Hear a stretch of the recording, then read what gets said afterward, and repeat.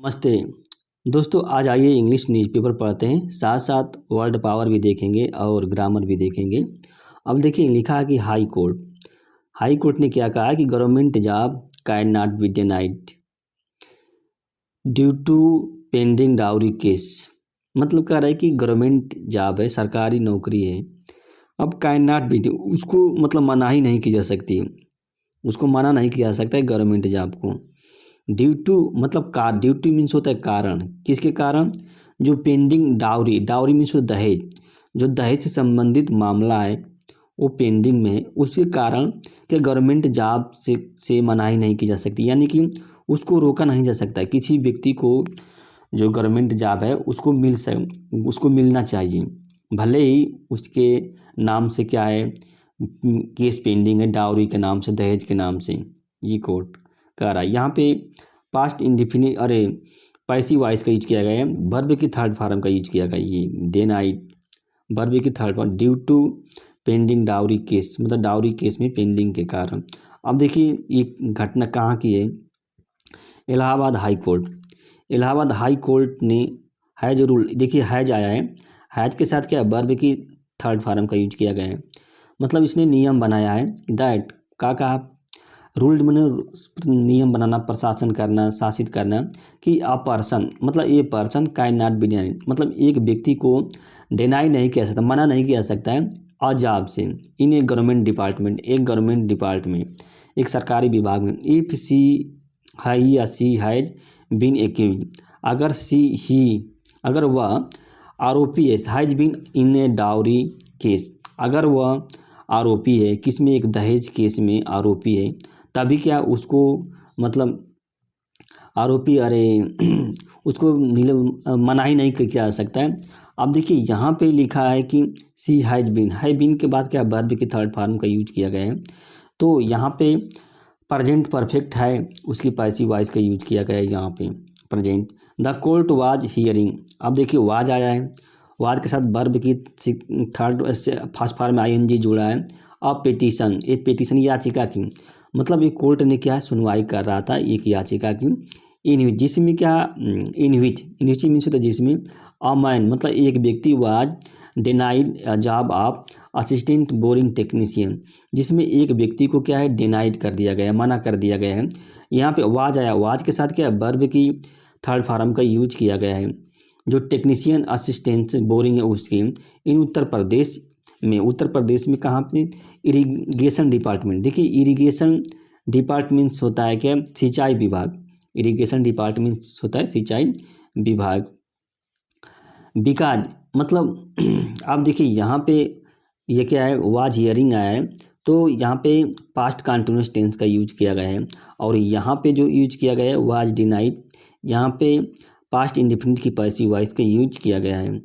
Assistant मतलब सहायक boring technician तकनीकी डिपार्टमेंट्स। अब इसमें देखेंगे बिकॉज एक कारण बता रहा है कि ही हैड बीन नेम्ड, उसका नाम किया गया है, किसमें? हैड बीन आया है, फिर वर्ब की थर्ड फॉर्म का यूज किया गया है, तो यहाँ पे पास्ट परफेक्ट की पैसिव वॉइस का यूज किया गया है। एंड एक्यूज मतलब एक्यूज मीन्स होता है आरोपी, एक आरोपी के रूप में उसका नाम दर्ज किया गया इन ए डाउरी केस, मतलब दहेज केस में, दहेज केस। और ये दहेज केस लास्ट मीन्स होता है दर्ज कराया गया था अगेंस्ट में, तो खिलाफ हिज ब्रदर मतलब उसके भाई के खिलाफ, यानी कि उसके भाई के खिलाफ जो दहेज डाउरी केस का मामला दर्ज कराया गया उसमें इस व्यक्ति का नाम है जो आवेदन किया है, द पेटिशनर। और जो पेटिशनर मीन्स होता है याचिकाकर्ता, कामा दे दिया है। अब देखिए बाबा सिंह है,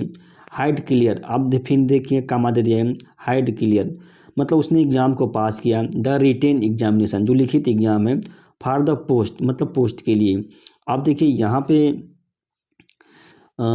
हाइड आया है, देखिए ये सब्जेक्ट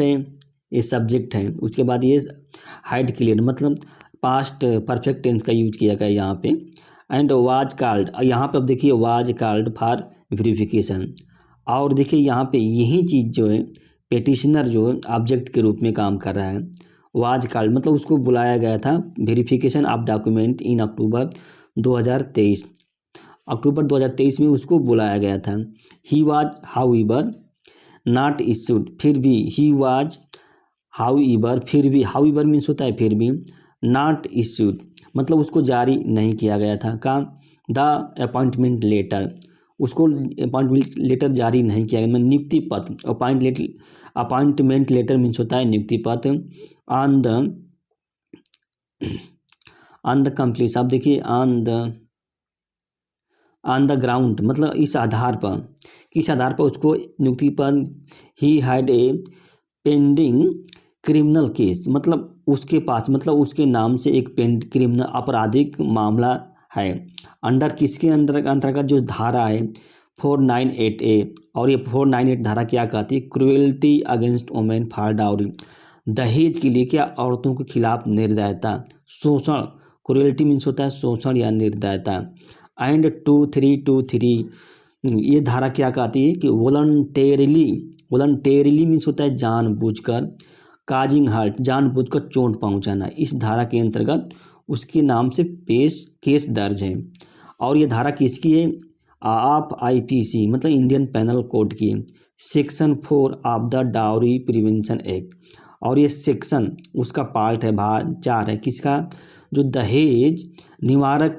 अधिनियम है, प्रिवेंटेशन मीन्स होता है निवारक, प्रिवेंटेशन मीन्स होता है निवारक, दहेज निवारक अधिनियम, एक्ट मीन्स होता है अधिनियम, उसकी धारा 4 है, उसके अंतर्गत सभी केस उसके नाम से दर्ज है। अब देखिए सिंह सिंह ने क्या चुनौती दिया था, चैलेंज किया था क्या, द इरिगेशन डिपार्टमेंट आर्डर, जो इरिगेशन मीन्स होता है सिंचाई विभाग, जो सिंचाई विभाग का जो आदेश है उसके आदेश को चुनौती दी थी, डेनाइंग, और ये आदेश क्या कर रहा है, आदेश डेनाइंग कर रही एन अपॉइंटमेंट लेटर यानी कि नियुक्ति पत्र से ये जो है मना कर रहा है, at the Allahabad high court मतलब इलाहाबाद हाई कोर्ट में उन्होंने चैलेंज किया था। The court in January, court क्या कहा, जनवरी 2024 में डायरेक्टेड मतलब दिशा निर्देश किया कि सिंह बी अलाउड, सिंह को क्या क्या अलाउड किया जाए to submit, directed Singh be allowed मतलब उसको आदेश दिया टू सबमिट करने, जमा करने के लिए फ्रेश रिप्रेजेंटेशन मतलब एक नया representation, to the chief engineer मतलब मुख्य जो इंजीनियर है उसके सामने, हु वुड डिसाइड जो कि वह निर्णय करेगा, इन अकॉर्डेंस विथ लॉ जो कानून है, इन अकॉर्डेंस मीन्स होता है कानून के संगत, कानून के अनुसार वो क्या करेगा, वो जमा कर। सिंह फाइल ए पिटीशन, सिंह ने क्या है रिट पिटीशन जाके high court in February 2024 when his representation which was rejected yet again on the same ground मतलब उसी आधार पर, सेम ग्राउंड जो उसका रिप्रेजेंटेशन है उसको क्या रिजेक्टेड कर दिया गया, येट मीन्स होता है फिर, येट मीन्स होता है फिर भी जो है उसका जो रिप्रेजेंटेशन है उसको खारिज कर दिया गया था उसी आधार पर। अब आगे देखिए क्या होता है कि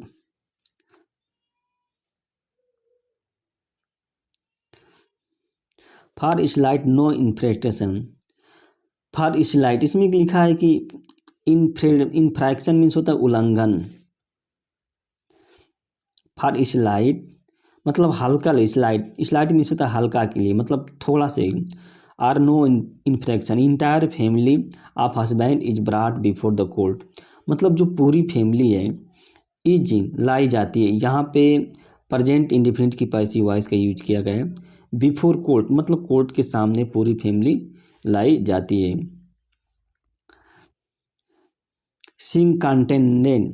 अब सिंह ने बचाव किया, कंटेंट मीन्स होता है बचाव किया, पास्ट इंडिफिनिट टेंस का यूज किया, दैट व्हेन ही अप्लाइड मतलब जब उसने अप्लाई किया था किसके लिए, पोस्ट के लिए, ही वाज अनअवेयर मतलब वो नहीं जानता था, अपरिचित था, unaware of the criminal case मतलब जो आपराधिक मामला है, अगेंस्ट द हिम मतलब उनके खिलाफ जो आपराधिक मामला उसके बारे में वो नहीं जानता था, ही सबमिटेड उसने सबमिट किया कि case was filed by his Elder brothers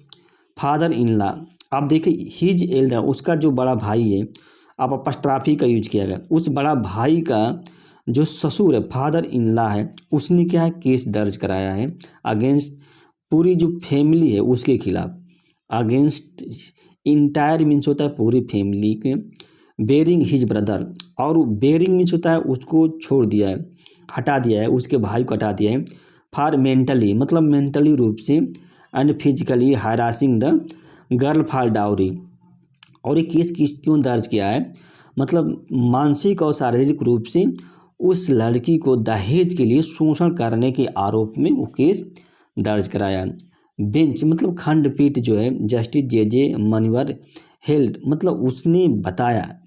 merely means होता है केवल, क्या हो सकता है केवल, क्या बताया उसने खंडपीठ ने, implicated in criminal case did not de facto form a basis for rejecting candidate. अब देखिए यहाँ पे इम्प्लीकेटेड मतलब फंसा हुआ या फंसाया हुआ, एक क्रिमिनल केस में कोई व्यक्ति अगर फंसा है तो वो आधार नहीं हो सकता है वास्तविक de facto फॉर्म ए बेसिस। de facto मीन्स होता है वास्तविक। अब देखिए यहाँ पे लिखा है de facto मीन्स होता है वास्तविक, वो आधार नहीं हो सकता है, आधार नहीं, did not for rejecting the candidate को क्या है रिजेक्ट करने का वो वास्तविक आधार नहीं था। Did not de facto means होता है वास्तविक, फॉर्म मीन्स होता है फॉर्म ए बेसिस मतलब एक आधार बनाना, यानी कि जो वास्तविक आधार बनाना नहीं हो सकता। अगर मान लो कोई व्यक्ति फंसा है, उसने क्या कर दिया था, हाई कोर्ट ने क्वाश्ड मतलब रद्द कर दी किसको, द आर्डर आदेश को, आदेश, और आदेश किसने पास किया था, जो चीफ इंजीनियर है उसने पास किया था,